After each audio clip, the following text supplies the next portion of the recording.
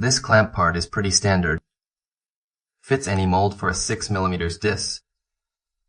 Lock it this way, it holds securely. The length here is quite extensive. Then we can check out the rough dimensions.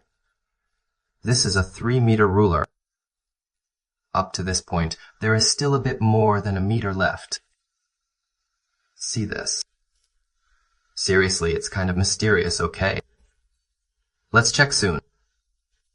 You can choose how to connect it, either powered or electric. Part of a system. Then this connection method also comes with two options. One is an electric connection, the other is pneumatic. Try the electric connection method. It includes both pin and plug connections. Insert here, tighten on this side. Now let's turn on the power and see what speed it spins at. Let's also try out how the buttons respond once it's running.